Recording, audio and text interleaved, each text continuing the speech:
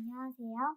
전 예쁜 딸 하나 키우고 있는 주부입니다. 제가 힘든 시절에 저를 위로해주고 든든한 버팀목이 돼주었던 남자에게 반해 결혼을 했습니다.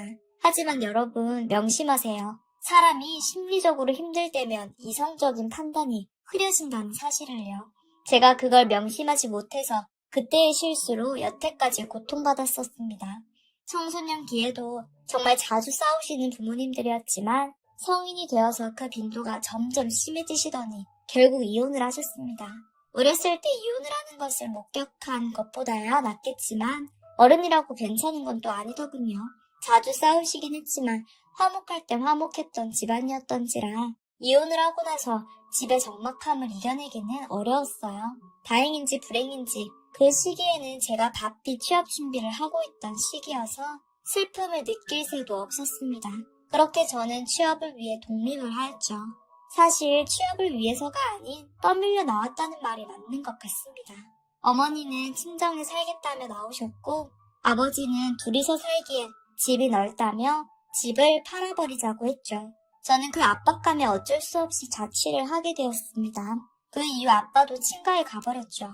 집을 판 돈은 제 자취집을 구할 때 보탰었고요. 평생을 가족 곁에서 자라와서 그런지 혼자 사니 모든 게 낯설더라고요.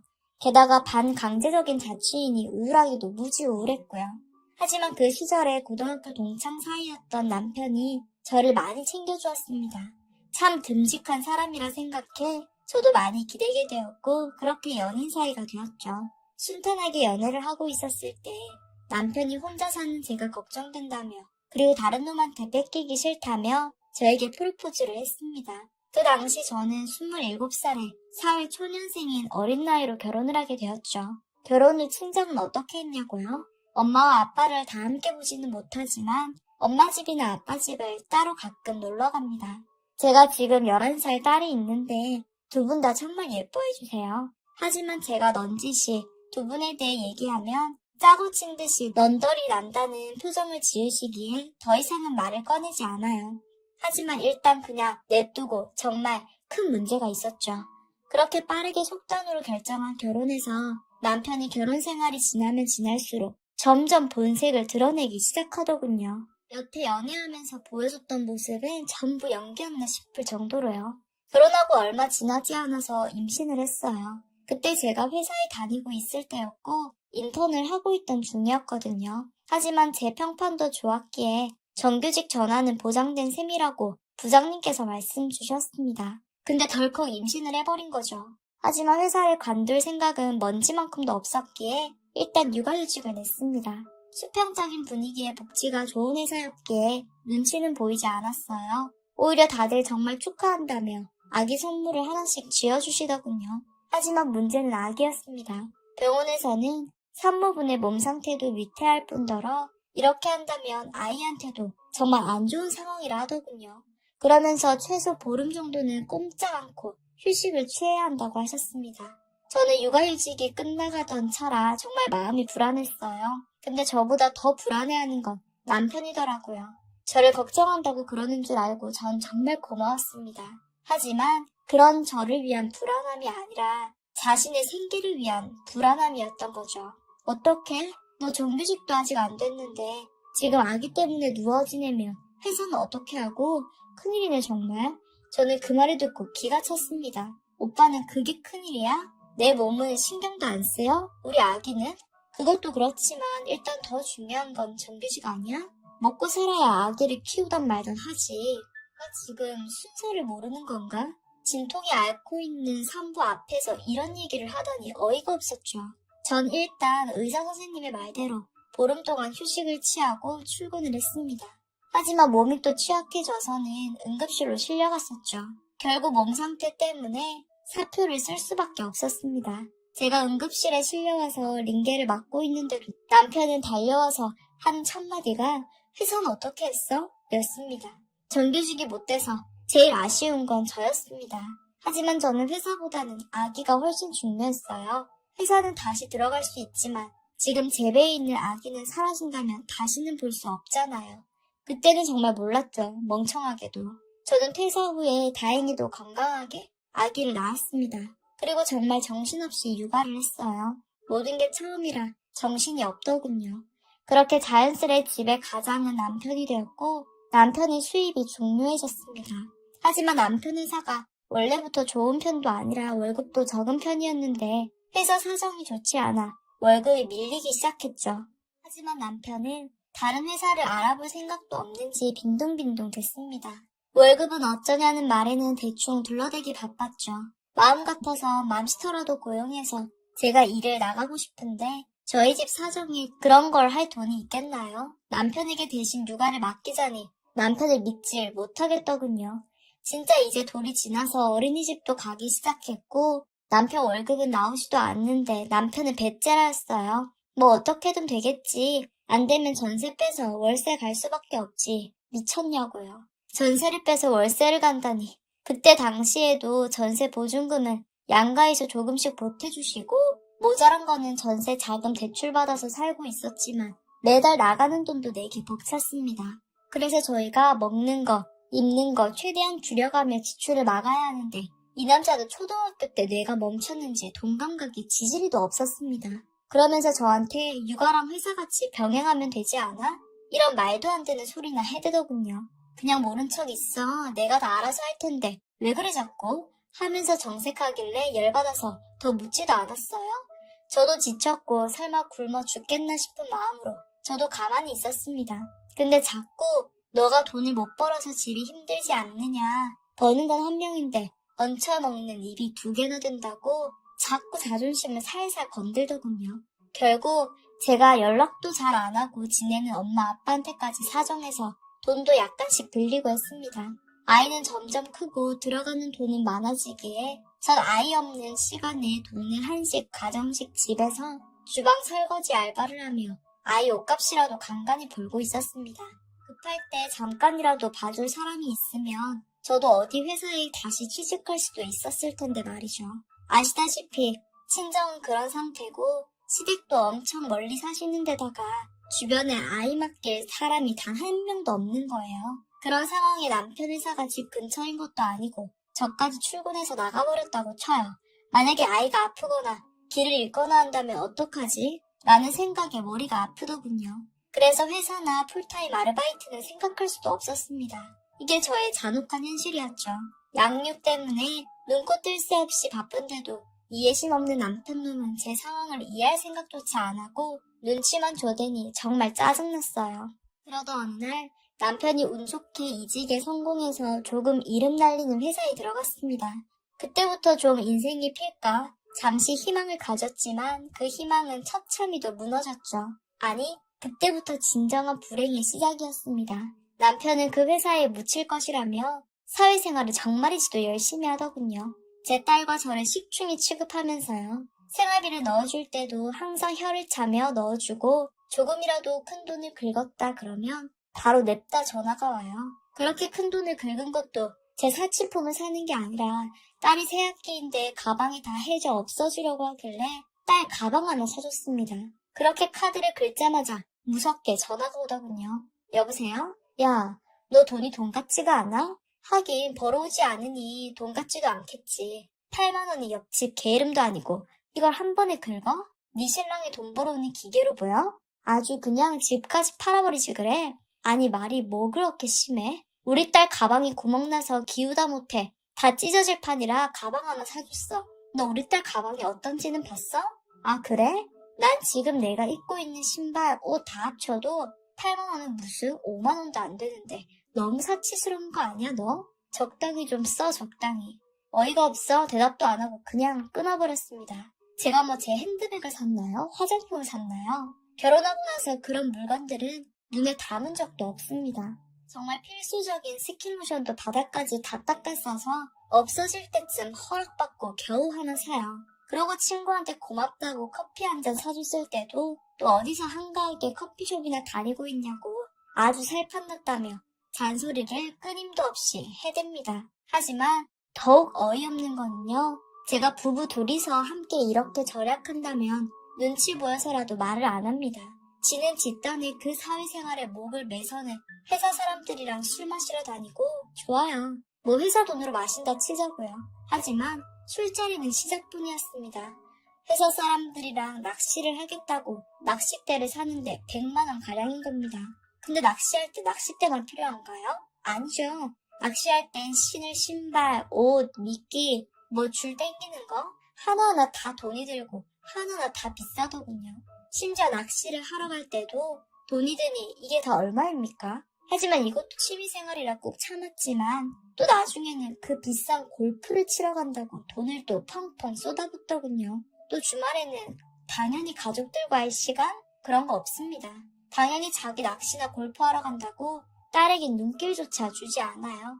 하나 있는 딸에게 이렇게 무심할 수가 있나요? 또 이젠 평일에는 퇴근하고 나서마저 낚시를 하고 옵니다. 회사에 낚시 동호회가 생긴 거죠.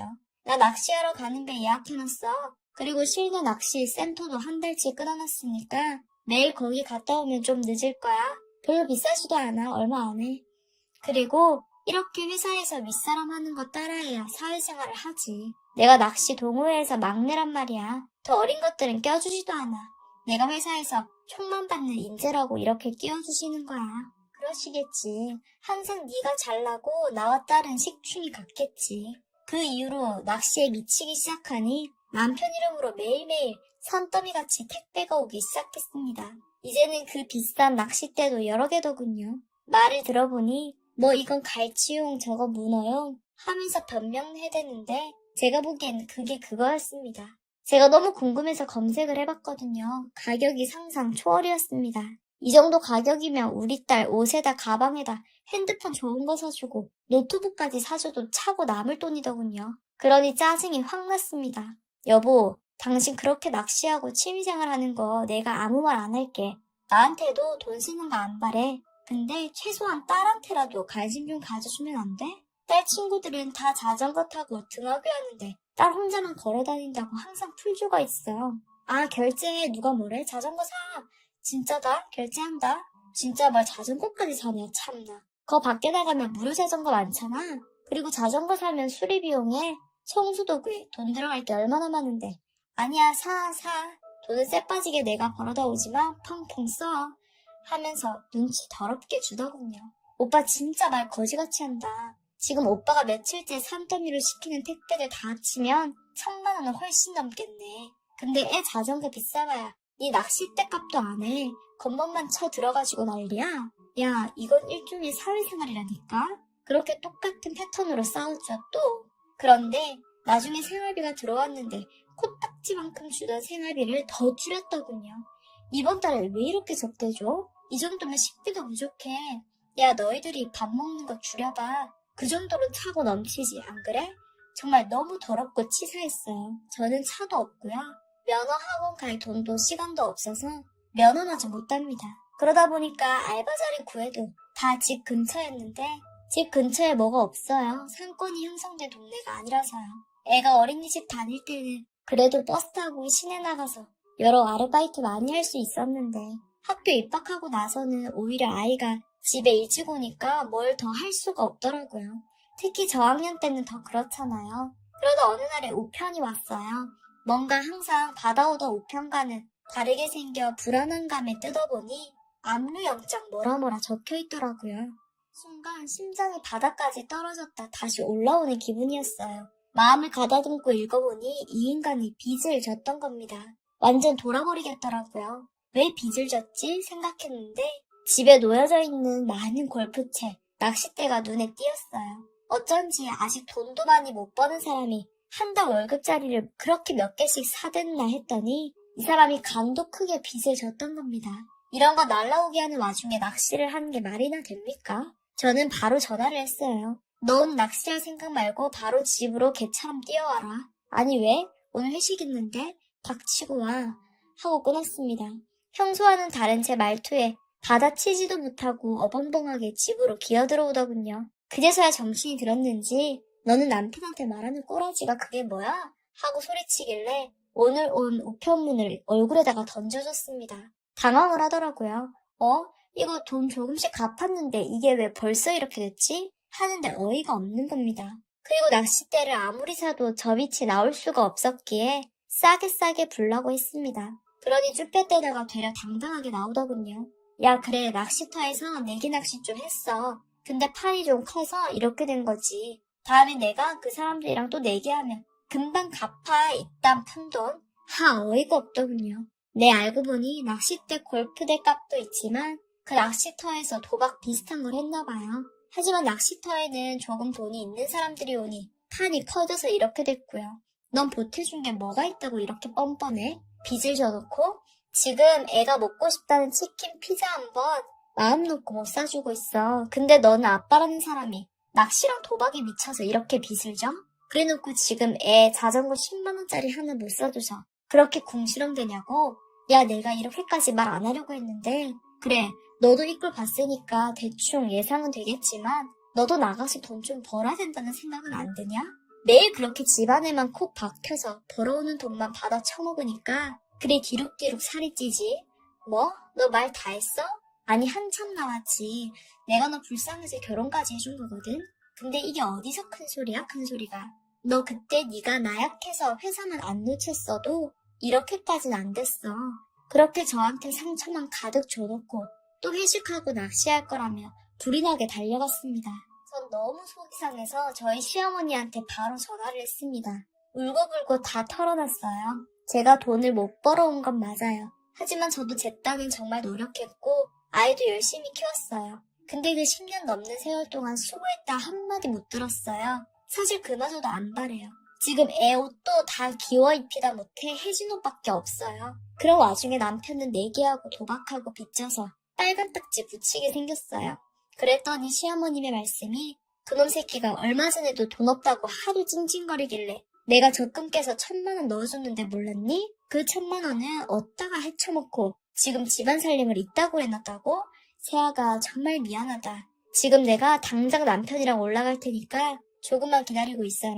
알고 보니 시부모님에게 빚 갚아야 되고 생활비가 부족하다며 몇 번이나 큰 돈을 받아왔더군요. 저는 꿈에도 몰랐던 일이고요. 그때부터 주먹이 부들부들 떨렸어요. 전 지금 같은 옷을 10년째 꾸며오면서 입고 있는데 이런 제가 너무 비참했습니다. 그날 새벽에 낚시하고 또 술을 마셨는지 늦게 들어온 남편은 밤중에 고속도로를 달려서 저희 집에 먼저 와 계시던 시부모님을 보고 당황하더군요. 시부모님들은 둘이서 골프채와 낚싯대로 일단 짐승 새끼는 말로 해서는 안 된다고 정말 비 오는 날 먼지나게 패시더군요. 나중에는 죽는 게 아닐까 걱정되었습니다. 시부모님이 운동을 하고 계신 건 알았는데 스윙 소리가 남다르더군요. 저는 옆에서 딸이 안 깨게 문을 잠궈 놓은 뒤 얌전히 지켜보기만 했죠. 남편은 거실 바닥에 머리를 박고 얼차려 포즈로 그간 사연을 털어놨습니다. 회사 동료들한테는 천상부자 그 자체였습니다. 술자리 골든벨 울리는 건 예산일이었고 회사 동료들한테 거금을 빌려주고서는 안 갚아도 된다며 생색내고 센 척하고 그러고 살았답니다. 시부모님들은 경악을 금치 못했죠. 저한테 몇 번이나 계속 사과하셨습니다. 미안하다고 아들이 이렇게 못난 놈인지 몰랐다고 꼴도 보기 싫다며 호적에서 파버릴 거라고 머리채를 잡고 나가셨습니다. 그렇게 눈치 받고 무시당하고 살았는데요. 이런 비하인드 스토리가 있을 줄은 몰랐습니다. 너무 슬프고 외로우니 결국은 엄마를 찾게 돼 있더라고요. 이런 일로 찾아뵙기 싫었지만 저는 지금 딸을 데리고 엄마 집에 있습니다. 엄마는 어쩜 그렇게 나랑 결혼 생활까지 비슷하냐며 가슴을 치시며 우셨어요. 알고 보니 엄마도 저와 비슷하게 살아왔더라고요. 그리고 남편과는 이혼하기로 했습니다. 재산 분할 이런 거 딱히 의미 없을 것 같지만 그래도 엄마는 이런 거 확실하게 해야 한다고 그 썩을로 몇 푼이라도 더 빼먹어야 한다며 변호사를 알아보고 계세요.